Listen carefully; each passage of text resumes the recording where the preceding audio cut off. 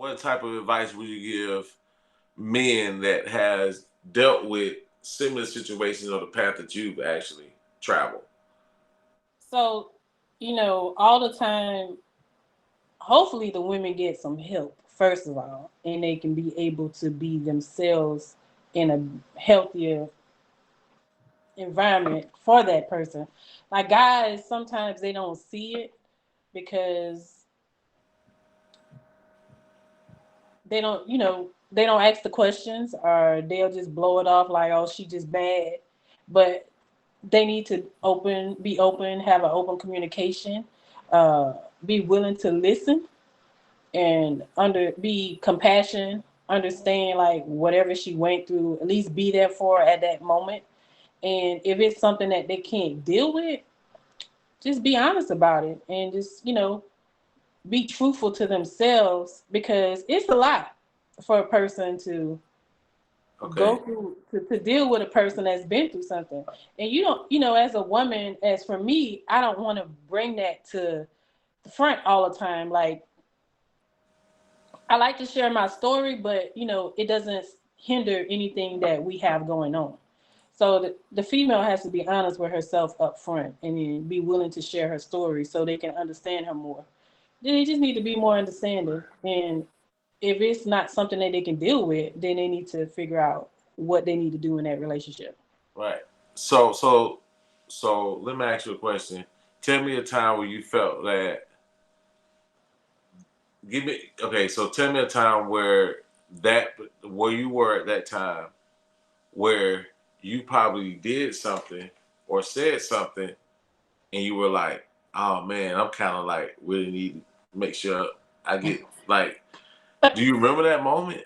Yes, I had a couple incidents and I had to check myself. Like, it was the guy after my husband, and it was like he did something in a sneaky manner, and it resembled exactly what my husband was doing. And what was that? The talking to other females, and you know, he wasn't careful about how he did things. He didn't cover his tracks. Let's say Okay. that. So it was pretty much I found out, and it was like I just acted out of character because it resembled so much of what I went through and what I was going through till I almost snapped, and I was like, I should never let anybody get me out of that character, into that character again, because I've been through a lot already.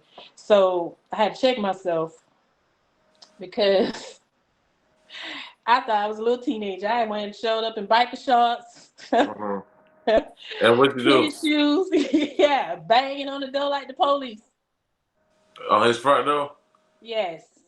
And I'm like, this is. And then I was like looking like, wait a minute, you better than this. And I just left. Okay. Okay. So tell me a time when you act like that and you was wrong. I Where was, you was wrong. I Now was every incident. you've been Oh, right. one time I did take it too far. I broke his PlayStation plate, whatever, PS4. I slammed it on the floor. Uh, was it justifiable? I was just tired of hearing his lies and BS. Right. Yes. Right. But it didn't have to go that far. Right. But you've never like went out because have you ever so you've never made a mistake with that. You'd be like, you know what? I thought he was doing this No, and that was me tripping. no. Oh man. I didn't You have none of those moments. okay, I'm just asking that's because sometimes that can cloud judgment. Sometimes it can make the truth seem like a lie.